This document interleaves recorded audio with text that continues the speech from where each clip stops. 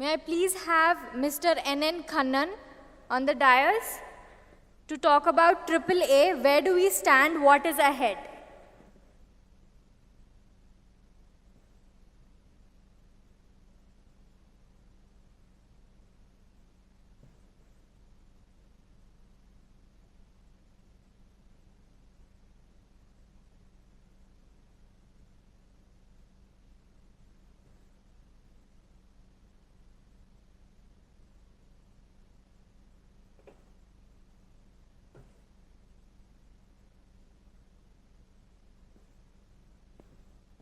Chairpersons Dr. Sanjay and Dr. A. Vikram, please come on the dais.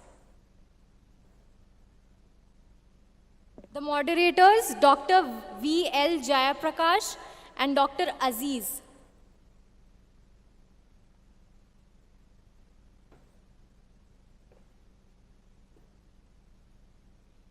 Okay, we have a presentation on abdominal aortic aneurysm. We have Professor Khanna. He's well known. I am a surgeon, but I would love to listen to what Dr. Khanna says about the future of abdominal aortic aneurysms. So, Dr. Khanna, please. Thank you, Chairperson and the audience. I would like to acknowledge my thanks also to Dr. Tyagi, who was my role model to actually start my endovascular work. I'm going to be talking in the next 10 minutes about abdominal aortic aneurysm, where we stand today and what is ahead of us. How do we move this? Okay, and we start with a tribute to Dr. Albert Einstein and many more who could have been saved, even our past Prime Minister, Pandit Jawaharlal Nehru, who actually died of this disease, but if there was an endovascular treatment available at a low risk at that stage, they could have survived. Now, coming on to the incidence, it's the 13th leading cause of death in the United States, and also I'm sure in India as too, maybe the same. The estimated, we have about 1.5 to 2 million patients having abdominal aortic aneurysm in the United States. And more than 2 lakhs are diagnosed per year, and there are about 45,000 open surgeries for this. And there is a 15 to 20% mortality in patients who have a rupture of the abdominal aortic aneurysm. If you see, the risk of aneurysm expansion and rupture is directly related to the size of the abdominal aortic aneurysm, that means the diameter. And aneurysms more than 4 centimeter of size actually expand quite fast, maybe about 3 to 4 millimeter per year. And aneurysms which are more than 5.5 centimeter in diameter are threatening rupture. This is rupture rate at 1 year. If you see from 4 to 7, the rupture rate actually increases to about 50%, from 1% to 50%, and that is why it's very important to catch them at an early stage.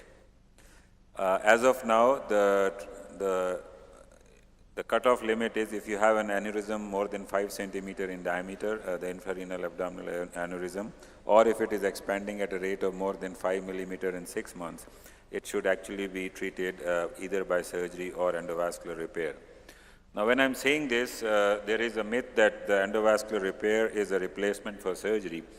What we need to understand is that surgery for abdominal aortic aneurysm, especially the intrarenal one, is actually a very good and safe surgery, and it should only be reserved for patients with high comorbidities and with poor life expectancy, or where the surgical risk is high and it's a surgical step down. So it should not be offered to very young people because we do not have a long-term data, although whatever we have is very encouraging in intermediate terms.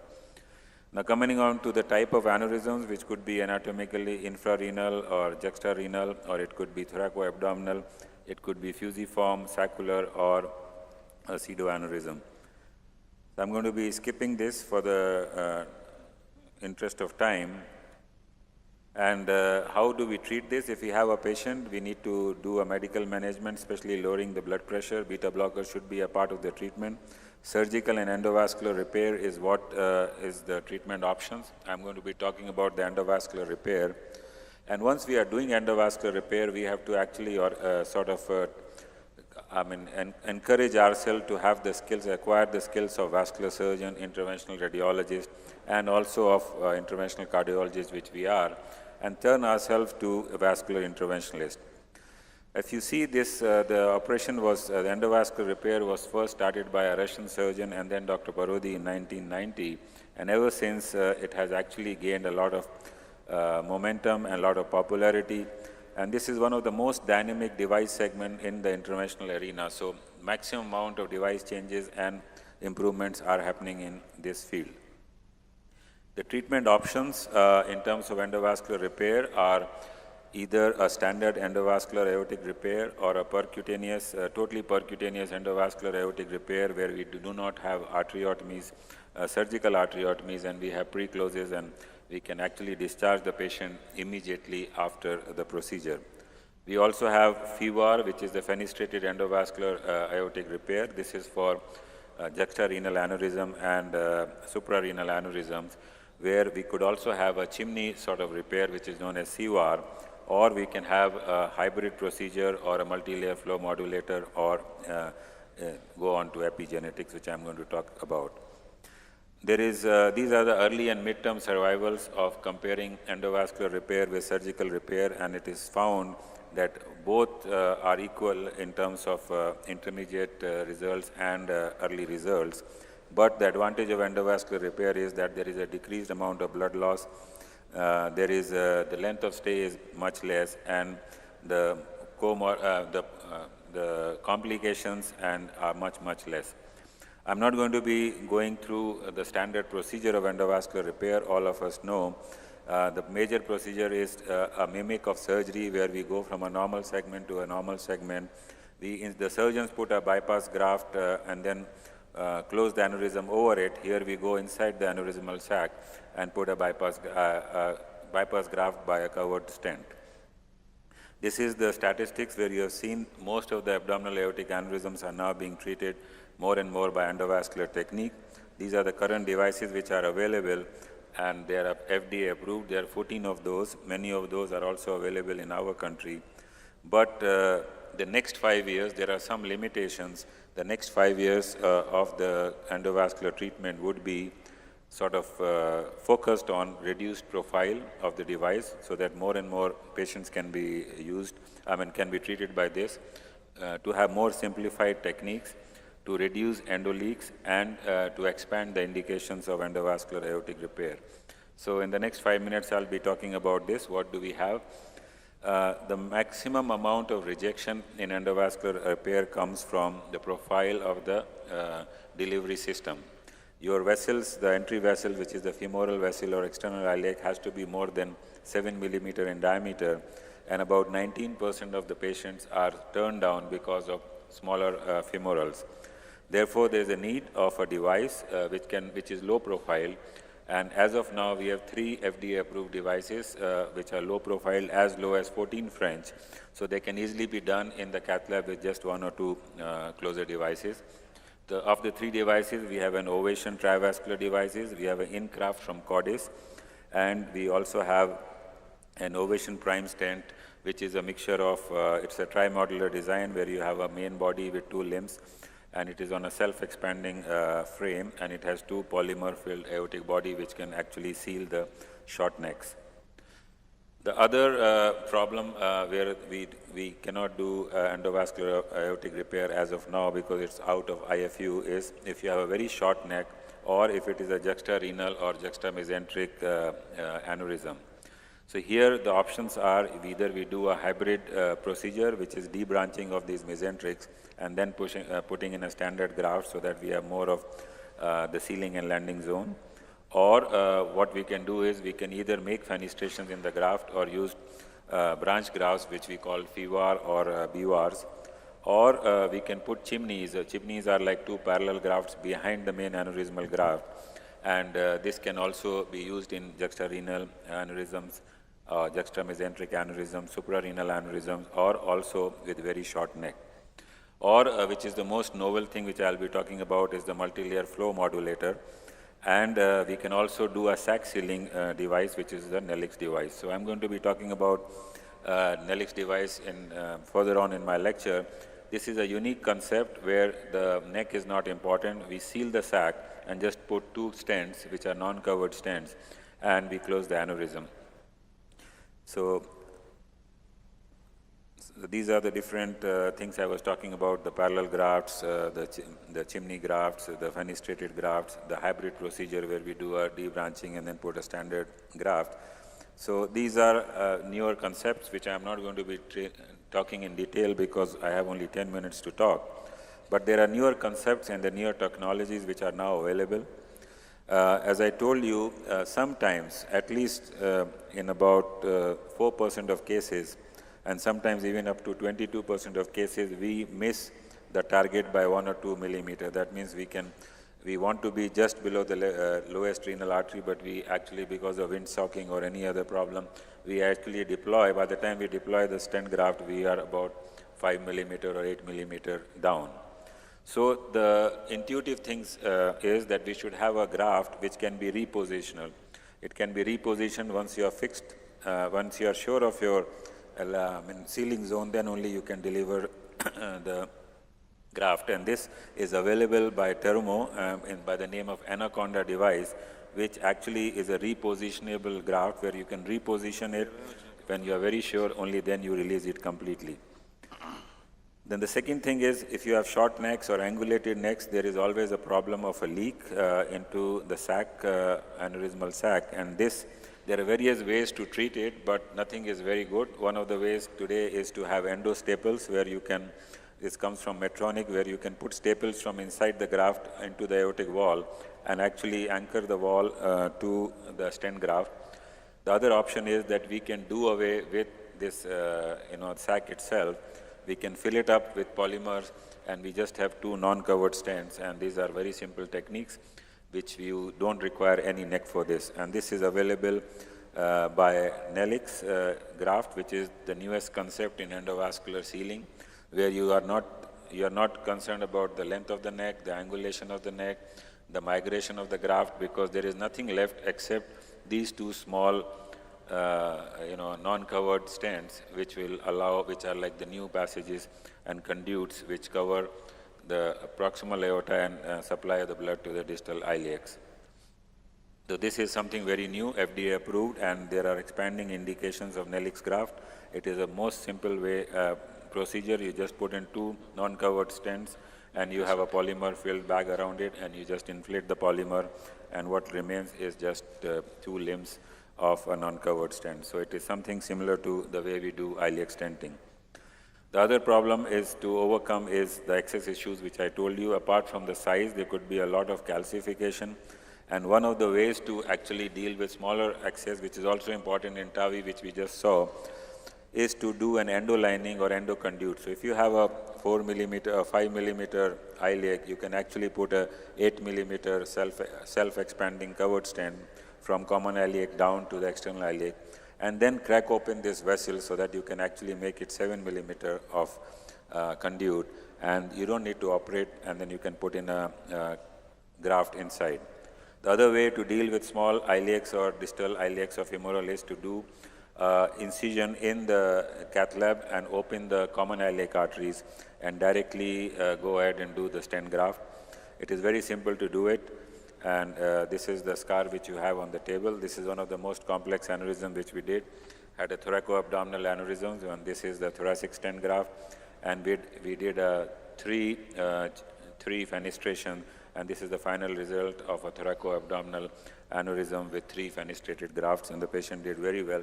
And the patient had a small iliac, and we opened the common iliac here.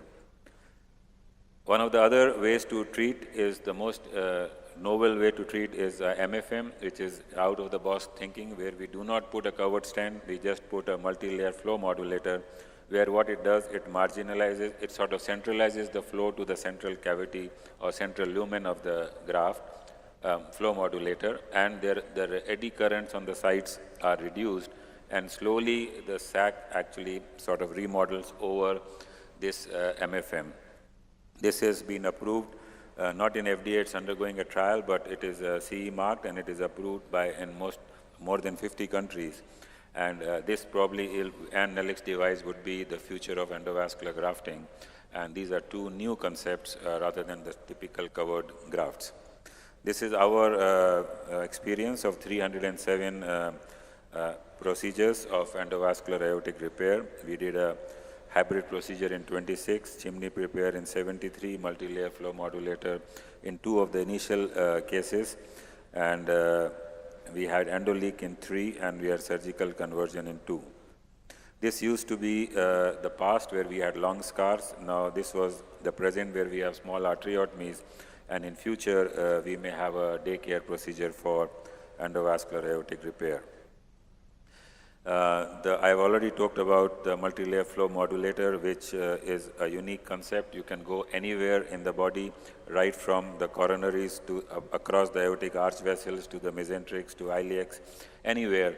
And it sort of doesn't compromise the side branches or cause ischemia in any place. You do not need a hybrid procedure. You do not need chimney. And this has been extensively published in Journal of Endovascular Surgery, Journal of Cardiovascular Surgery, the Vascular Annals. So it is something to go, which is going to stay. Now, what is also going to stay and come in major way is the epigenetics, which is a branch of genetics where we can actually turn on or turn off the manifestation of the gene.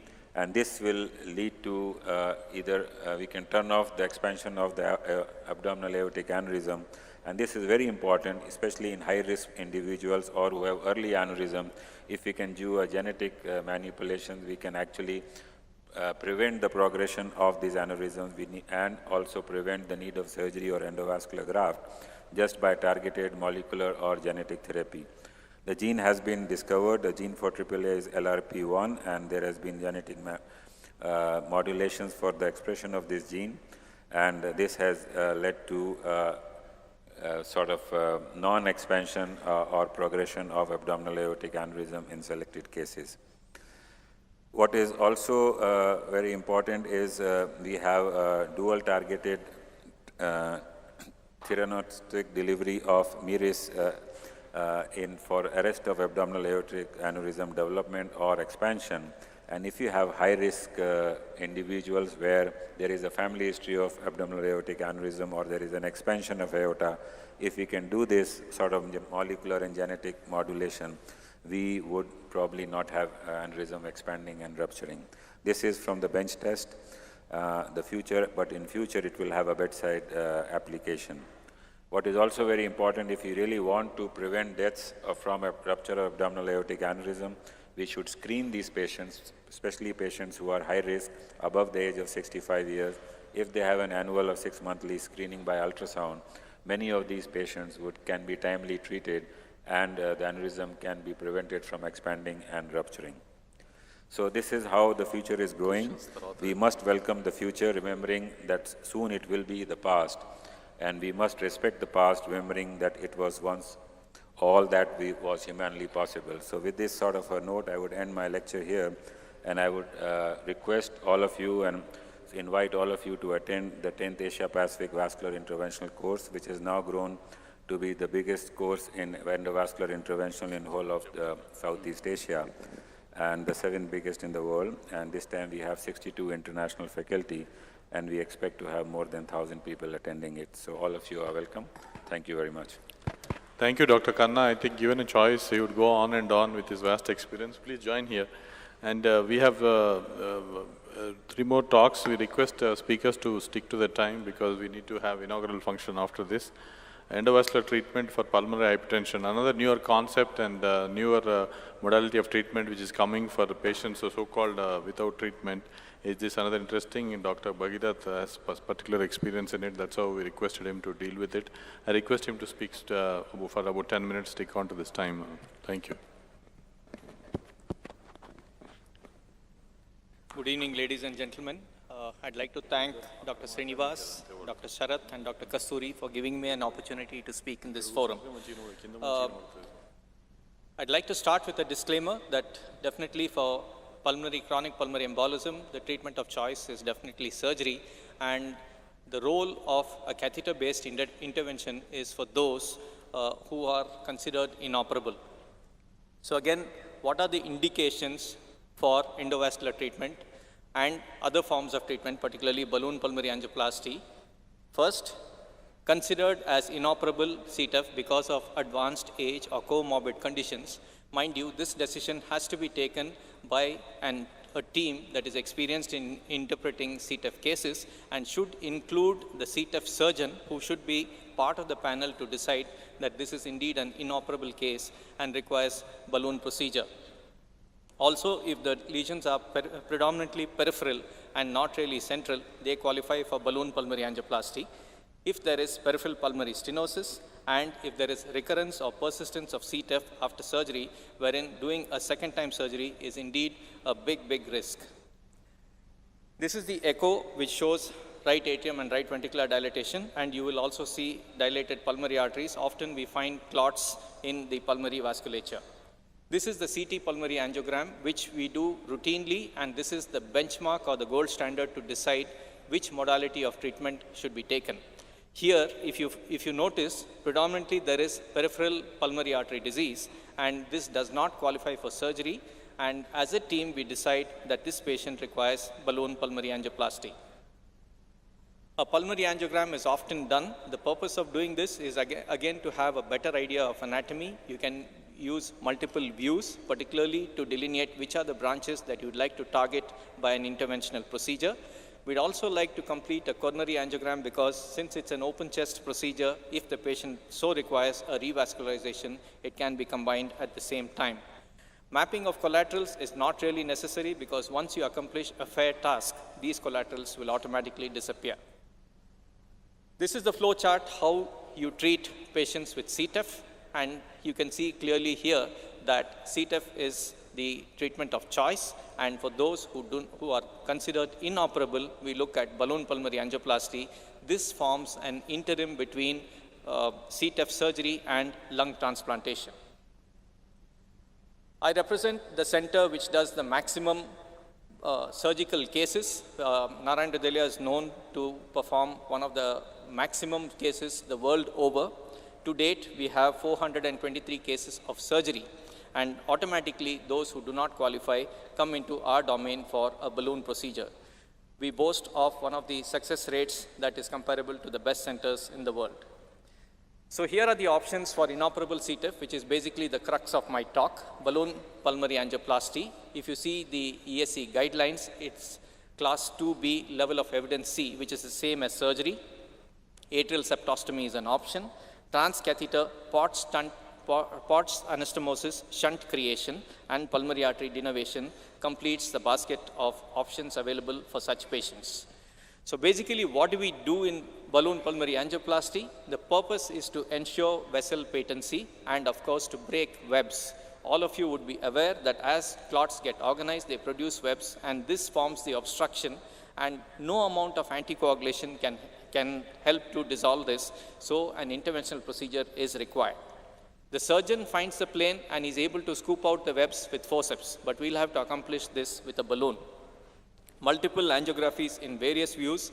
Here we would prefer a biplane cath lab if it is available at your center, and selective angiographies are done in multiple views. We use the angiogram reports as well as the CT reports, sit with the interventional radiologist as well as the surgeon to decide which are the bronchopulmonary segments that we'd like to target. Here you see obstruction, narrowing, punching defects, and webs. We also combine with an OCT or an IVUS where necessary for better vessel anatomy. We use a right femoral vein axis. A jugular axis is also okay, but the problem is you need to introduce an 8 French sheath. So a femoral vein axis is probably better. We use a JR catheter, 8 French again. You can use longer sheaths that are currently available, but we found that the JR sheath in our experience gives better accessibility to the various bronchopulmonary segments. The concept is pretty simple. An 0.14-inch floppy guide wire is introduced, and then you reach and cross the lesion, cross the web, and then you serially dilate with a 220, 320, 420, and 520 as the vessel size may be, depending on the CT picture, as well as the angiogram, and maybe if you have data of the IVUS. A graded dilatation is done starting with 2 millimeters, 2 atmospheres distally, and bring it up to 4, 6, and 8 as we reach the proximal part of the vessel. Target just 5 to 6 branches in one lung zone. Remember that doing too many can cause reperfusion pulmonary edema. Use IVUS as and when necessary. Here I'd like to add that there are 2 innovations that are currently available. We can use a flow wire which can tell us the pressure across the lesion, as also a PEPC score, which is the Pulmonary Edema Predictive Scoring Index, which helps us to decide which are the patients who are likely to develop pulmonary edema or reperfusion edema post-procedure. The strategy can often be decided based on a combination of your CT report, your angiogram report, your IVUS and OCT report. Here again, there's a beautiful classification that has been given by Fukuda et al., which was published. And here again, you have 5 types of lesions. Suffice to say that you can strategize, you need to break the webs, but if you have a pouch defect with complete occlusion, stay away from these lesions because these are likely to rupture, ending in a massive hemoptysis, emergency, and even death of the patient. The hardware, I have flashed it all here for you. The long femoral sheath, a guiding sheath, the guide wires, as I mentioned, we use an 014 floppy wire. We can also use a B-palm wire, which is the designate wire for balloon pulmonary angioplasty. However, not approved for use by DCGI, and you would have to take prior permission for using this wire since it's not yet approved for use in the country. The specific designate balloon for balloon pulmonary angioplasty is the cross-pander balloon. The technicality of this balloon is a uniform expansion, and the chance of a rupture of the pulmonary arteries in the distal pulmonary tree is limited. Here again, you have graded sizes as I've shown in the compliance chart. Last image that I have shown in the bottom is Cerescu. This is gelatin sponge particles. This is a lifesaver for both the patient as well as the operator, because if you have a torrential hemorrhage, unless you're able to plug that, the patient bleeds massive amounts in short intervals of time, leading to collapse and even death of the patient. Even if you have a surgeon that's available in the center, getting to that particular bronchopulmonary segment and sealing the area of bleed can be quite an uphill task, and it requires a lot of experience and real speed to save that particular patient. Here again, this flashes the complications of the procedure. You can have reperfusion edema, hemoptysis, dissection, rupture of the vessels, guide wire perforation, and parenchymal and pleural bleeds. I must emphasize here, as I've always said, you must have surgical backup ready at the center where you're doing this procedure. Now this is a few shots of the angiogram. You can see that in the upper segment, I have shown a 220 followed by a 320 balloon dilatation of the upper segment, and you can see that the final result shows an excellent patency of the vessel. The next one shows a complete occlusion in the upper panel. We managed to cross the particular lesion and with a floppy wire, and then we also used a microcatheter support, and following this we used a coronary balloon for support to get the wire anchored in the distal tree, and then we used graded balloons of 220, 320 and 420 to dilate the lesion. Yeah. You can see that the mid segment is completely recreated.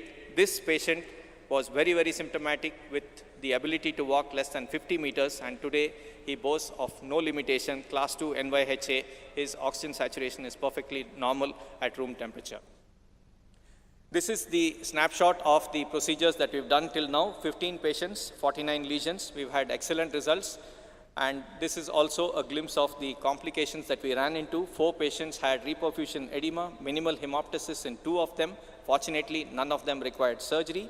And also 1 patient who had a bailout procedure. In fact, we started this procedure as a bailout for surgically unsuccessful cases. We lost 1 of them on the 24th day. So the mortality is 1 out of the many cases that we've done so far. In all this journey, the lessons that I've learned are summarized in 3 lines. Never exceed 6 branches because the possibility of pulmonary edema is huge. Never aim for a perfect result. You're not looking at a coronary angioplasty result or a certificate. You just want patency of the vessel. Warning signs: if the patient coughs on table, that's your indication to stop the procedure.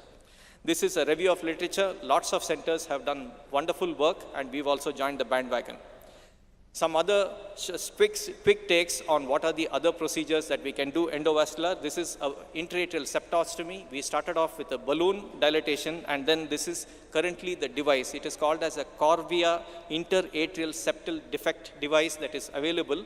And this animation shows how to deploy it. You use a Brockenborough needle, a stiff wire to cross the intraatrial septum and deploy the intraatrial septal device. A beautiful device if you want a bailout in a patient who is very sick with high right atrial pressures.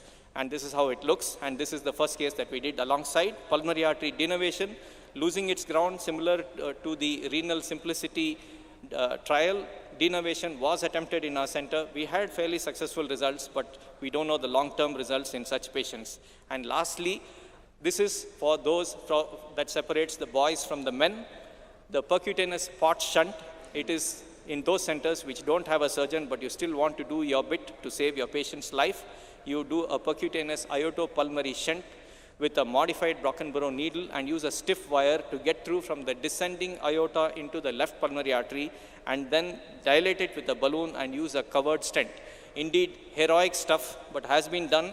You have publications to this effect. You use an ICAST covered balloon, ICAST covered stent to seal whatever rent you have created. High risk procedure can be fatal. You should do your groundwork and legalities before you venture into this. To conclude, guideline-directed management is the best option for your patient. NOACs offer an alternative to warfarin. Endarterectomy surgical is the treatment of choice for CTEF, but for those who are inoperable, we now offer hope by interventional procedures, and there is absolute hope for the hopeless. Even if the patient is inoperable, we are there for them. This is the team from Japan, Dr. Yamashita et al., who visited us and made our first procedure possible. Thanks, everybody. Thank you, Dr. Agrawan. Please take the seat. Next talk is by Dr. Ezilan. He talks about lithoplasty in peripheral interventions. Hello, sir.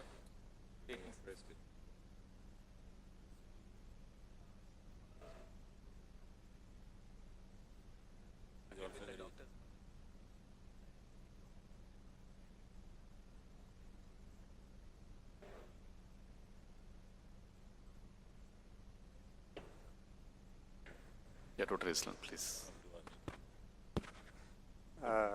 Good evening, respected chairpersons. My topic for today is lithoplasty in peripheral vascular disease. I mean, we know we don't get good results with peripheral angioplasty as we do get in coronary, but this is one new armamentarium in the management of peripheral vascular disease, which will give us encouraging results in the future. If a lesion has calcium, whether it is in the coronary or in the peripheral arteries, what we are doing is either dilating it with an NC balloon. If the calcium burden is still more, we do a scoring balloon or a cutting balloon. And if it is still more extensive, we do a rotational atherectomy or orbital atherectomy. In all these modalities, it relies on mechanical tissue injury by physical interaction. So literally, you are either cutting the lesion with a blade or a wire, or you are ablating with a rotating drill. So here the tissue is injured, not only the calcium but also the tissue. For the first time now we have a device which does not injure the soft tissue but injures only the calcium. We have been using lithotripsy for almost 30 years, where sonic pressure waves when delivered breaks the stone inside the kidney without damaging the kidney.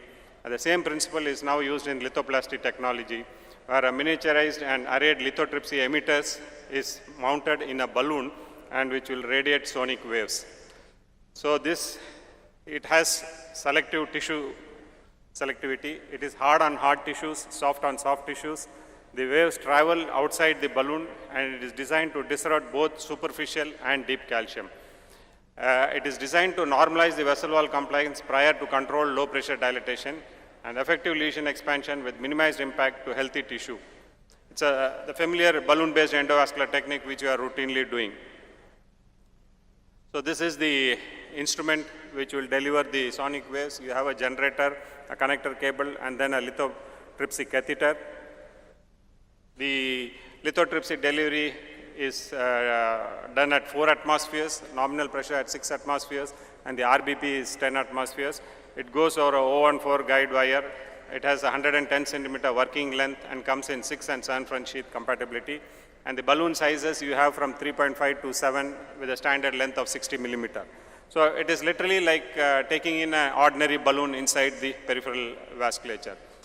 It has broader applications. You can use it in the iliacs, you can use it in the common femoral artery, the SFA and popliteal, and even below the knee arteries. The evidence for this lithoplasty, we have the following clinical programs. You have Disrupt Pad 1, Disrupt Pad 2, Disrupt BTK, and the Disrupt Pad 3, of which this is ongoing and the others have completed. You also have a Disrupt CAD in coronaries. We look at the Disrupt Pad study 1 and 2. The 1 had 35 subjects and the 2 had 60 subjects. The objective was to study the safety and effectiveness of the shockwave medical intravascular lithotripsy system in the treatment of calcified stenotic infralingual peripheral arteries. So there was monitoring with 100% source document verification, and independent angiography and duplex ultrasound core labs were utilized.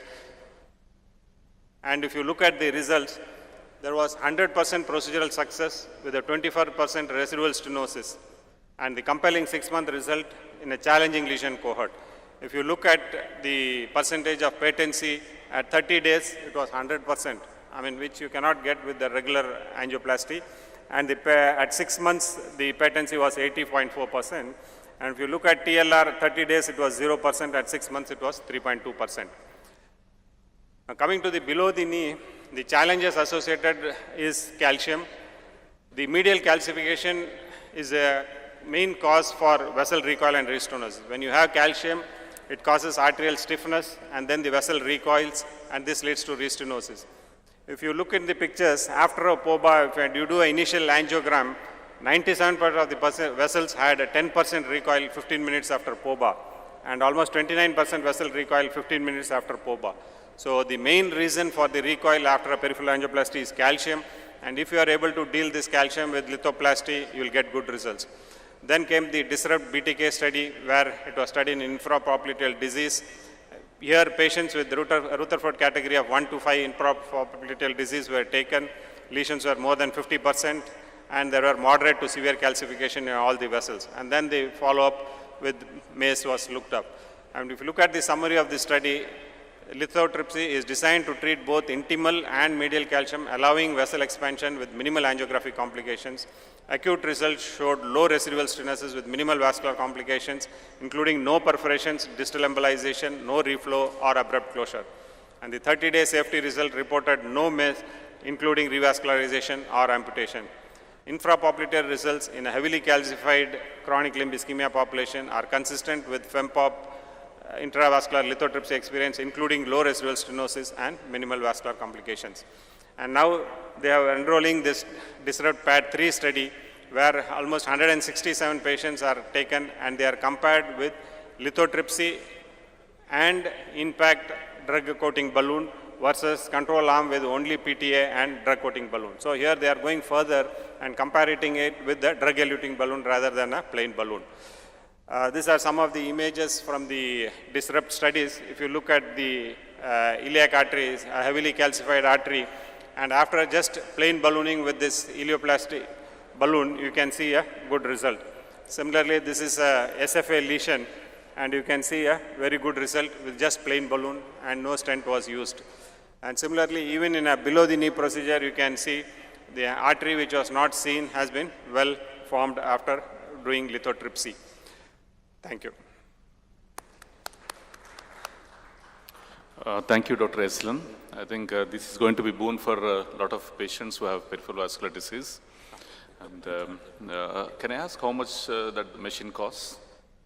No, it's not yet available in India. I mean, even the worldwide, we have experience of only some 150, 200 patients. Right. The balloon is not yet approved and available in India. Right. Thank you, sir. Please.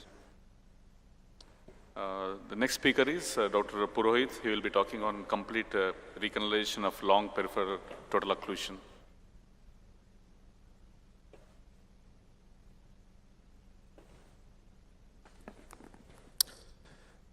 Good evening, everybody. As you know, most of us are coronary interventionists, and the Achilles of intervention is a CTO. Same applies to the peripheral vascular disease also.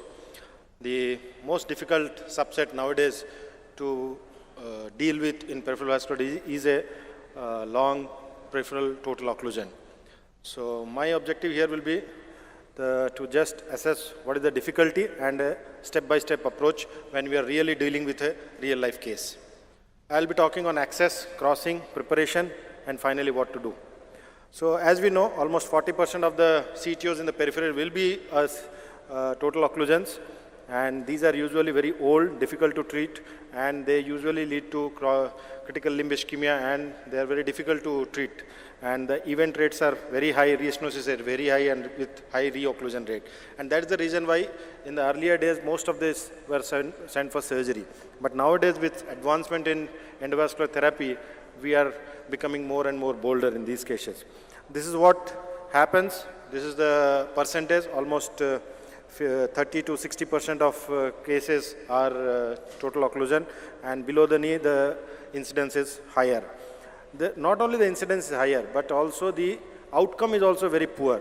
If you see in Btk lesion, over a period of 1 year, the restenosis is almost 80%, and you get only 20% long-term durability in these cases. But in the FEMPOP region and iliac region, it is much better.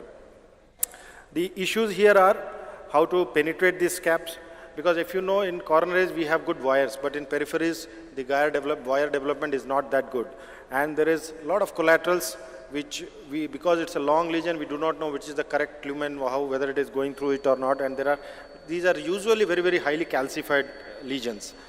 So there is a difference.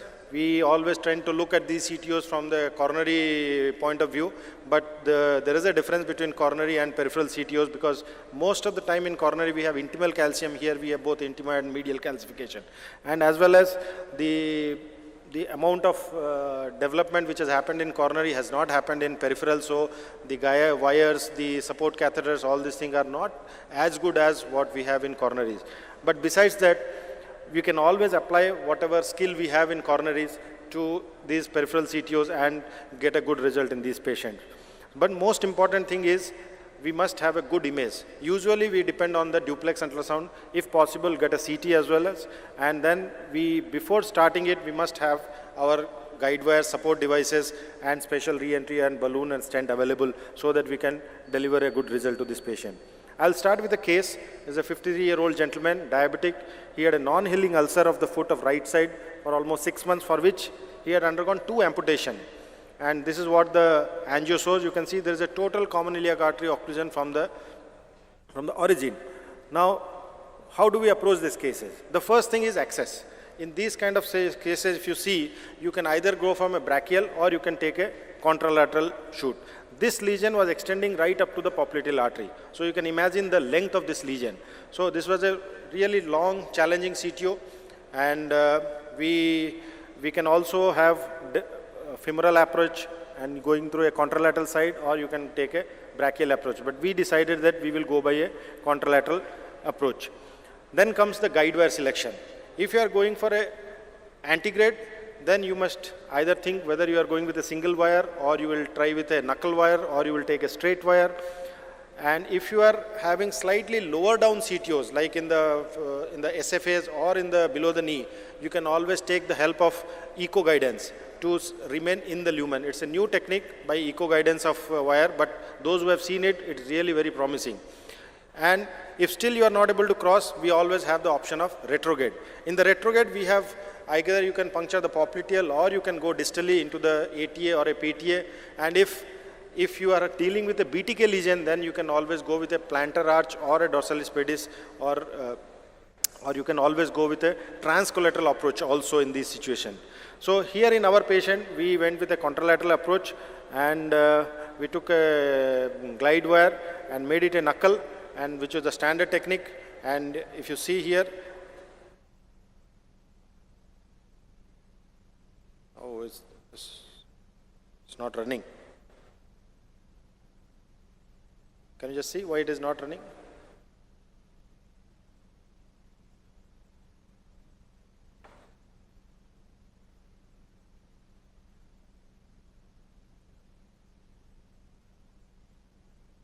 You can go through the original source file. Huh?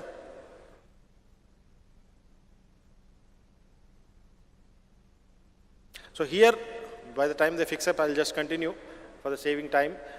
When we went through the antegrade wire, the wire was only going to up to the femoral artery, SFA origin. But beyond that, it was never able to cross. So we were left with the option what to do. Should we continue with the knuckle or shall we use a support catheter? We do not have too many support catheters available. I think Cook has one CXI or the Medtronic has a Trailblazer or a Crosscath, but I don't know whether they are available here or not. We generally go by Cook's, but I thought that it will not be possible to go such a long lesion with just a support catheter. Or we can always try with a newer crossing devices like a front runner or a VNC. VNC is something like a crossbox catheter, but it's not available in India right now. But as we know, antegrade crossing will have only 70% success. So we decided we will go with a retrograde approach here. And in a retrograde approach, you can see we punctured the popliteal artery, and here you can see it's a long lesion starting from the popliteal, and you cannot see anything. Whatever you are seeing is only collaterals.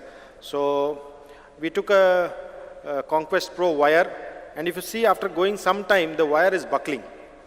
So we were not able to cross. So what should we do when the wire buckles? We have three options. If the wire tip is prolapsing, they can use a wire with a higher tip load.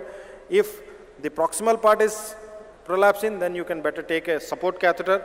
If your wire has entered and still it is prolapsing, then probably you have to have a wire which has got a good rail support.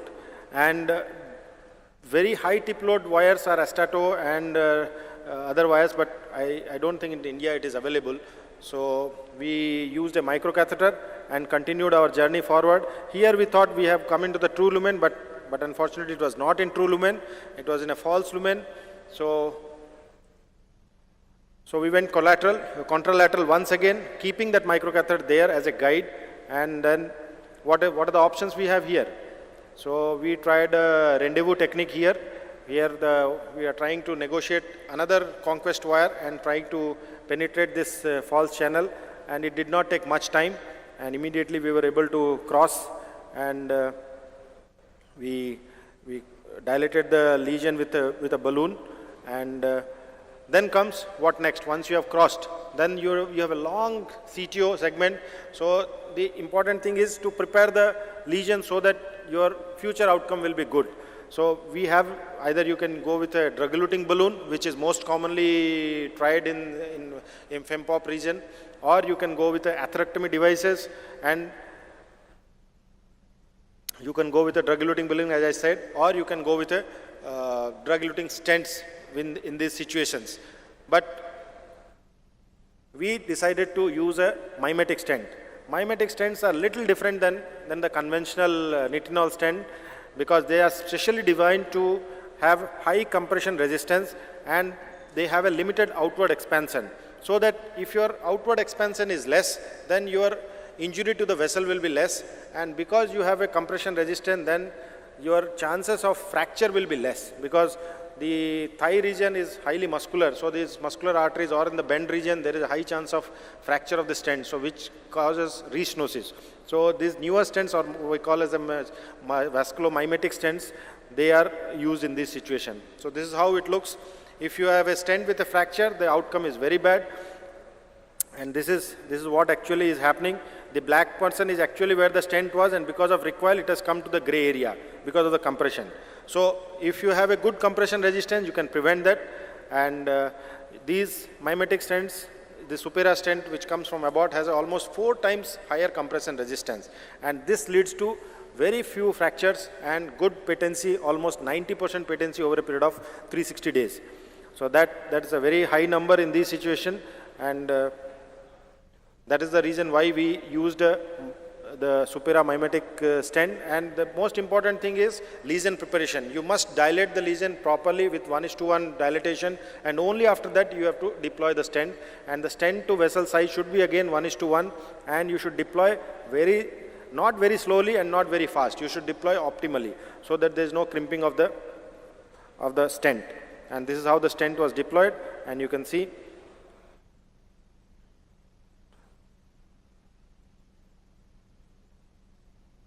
I don't know what has happened again.